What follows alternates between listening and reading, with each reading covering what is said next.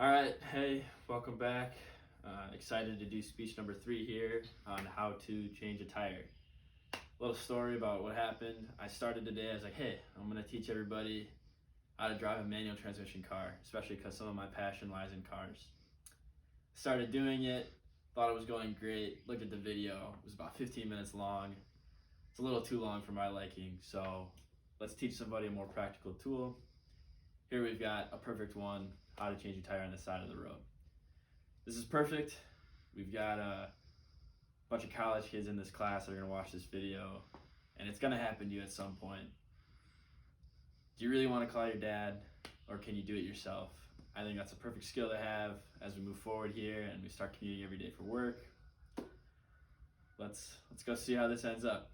A couple of the things we will need to kind of start our changing our tire adventure. Luckily enough, I've got this jack here. It's perfect for working in our garage. If you break down the side of the road, you're most likely going to have a little jack in the back of your car next to your spare tire right here.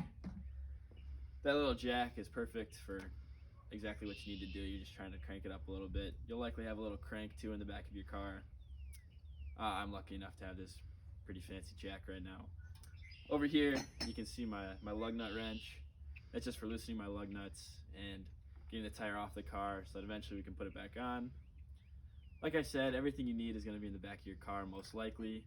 It has happened to me before. My car had run flat tires, which means it gets 100 miles even though it's flat, quote unquote. I didn't realize I had run flats on, and unfortunately I did have to call a tow truck to move anywhere. So it might be a good idea to go check, make sure you got all this equipment in the back of your car. That being said, what you have is it's in the back of your car. That's all I'm going to say. Let's get under the car. Okay, the first thing we're going to do is probably going to get down on our hands and knees, and we're going to try to figure out where on the car is a good place to put the jack. And what we're looking for is a solid metal part of frame with your diamond shaped, can you look at me for a sec? Your diamond shaped jack that kind of goes up and down like this. There's this little lip here that's kind of made for it, and you see it right there. So you stick your jack there and it'll kind of jack it up. With this fancy jack, I can kind of just pick any metal spot that looks good and just kind of start jacking from there. Once I'm happy with my spot, I kind of want to go right there. I'm just going to jack it up just a little bit. Just kind of to the point where the jack is touching the bottom of the car. You should feel it on the jack. It won't go up as easy. Okay, that's the spot I want. Here, I've got my lug nut wrench, and I am just going to loosen up my lug nuts ever so slightly. And while I'm doing this, I'm following a star pattern so as to keep the bolts evenly where they need to be. You are gonna have to put some elbow grease into this. It's not exactly the lightest of tasks. Okay, I'm happy. If you saw, I was just kind of doing maybe quarter to half a rotation on the lug nuts there. They're loose enough to the point where I feel confident that if I jack up a little bit, my tire's gonna stay on. I'm sure you can see the car moving a little bit. And what I'm looking for there, I'm not looking to get off the ground quite yet. I'm looking to get her in the air just to where my suspension is kind of coiled out. And now I'm gonna get back in, loosen them up, maybe another half rotation. Still following that star pattern I was talking about. Oh. Okay, these all feel pretty loose. Happy with that. Next, I'm gonna jack it up so we can get the car off the ground. And I don't need much, it's kind of like jumping rope. All you need is even a centimeter to jump over the rope, and I'm happy my car's off the ground there. So the car is just off the ground. We're gonna take the rest of the lug nuts off and take our tire off real quick here. See what happens. At this point, our lug nuts are loose enough to the point where you can just kind of let them fall down. Still following that star pattern, I think. Nope, wasn't using that one, huh? And if you see on the lug nuts, they're gonna be a little goopy. Most of them aren't gonna be shaped like this. You're gonna have a screw on the end of it, but my car's kind of funny for having these. That screw part should have like anti-seize on it. It's overall, it's just better for the life of the nut in the long run. Yeah, just unscrewing these. These, at this point, you can probably just do it with your hands if it's loose enough. But this is more fun and easier, if you ask me. So, cool. 4 out of 5. And you can kind of see the tire moving as I'm getting this last one off. Cool. Okay, all 5 of my nuts are off. Basically, all I'm gonna do now is take my tire off the frame, put her down. Okay, cool. Tire off. Let's put this off to the side and grab that spare tire that I snagged from my back seat.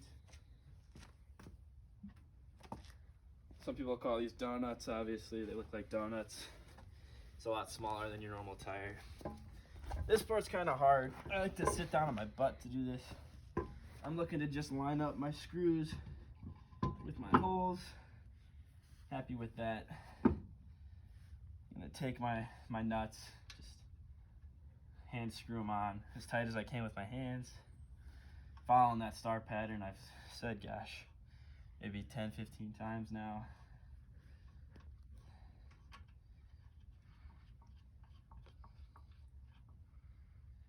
Oh man. Alright, this is going great. Star pattern, still working.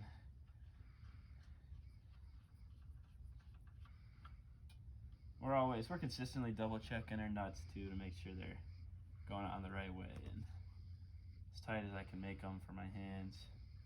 You're gonna get dirty too. You can probably see my hands are already a little black. Not a big deal. If you remember I said earlier too, you don't have to put the nuts on the same spot. They should all be the same size, so don't worry about that. It's really, if you just kind of think with your head, it's not too complicated of a process. All right, happy with that. We're gonna come through with our wrench. You kind of see the tire turning. That's how you know you're kind of in a good spot. And just tighten. This should take minimal to no effort, really. We're just kind of tightening until she spins. Make sure she's at least a little tight. There we go. Happy. All right. I'm gonna stand up and just take a little bit of pressure off. We can just get a little bit of the car. Just kind of slow. Oh, too much. It's okay. Things like that happen. I'm gonna go back up a little bit. I don't want that much pressure on the tire right away. Creates an issue for keeping the tire in line and turning where it needs to turn. Alright, she's off the ground. Come back in with my wrench. Wrong size. Oh, okay, she's off the ground. Right, go down. Hopefully just a hair this time. Ah! Alright, that's not too bad. It's not all the way down. Come back in, tighten these up a little bit more. Not using the ground so she can't spin. Using that star pattern to keep the pressure consistent. Okay. Okay.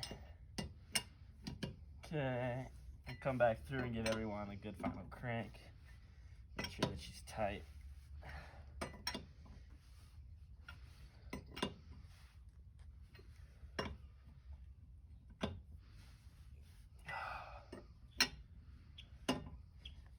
Perfect. Okay, we are almost completely on the ground. We're pretty tight with our lug nuts, not as tight as we want them to be. Now we should be able to completely drop our jack. Oops, spinning the wrong way. There you go. Jack is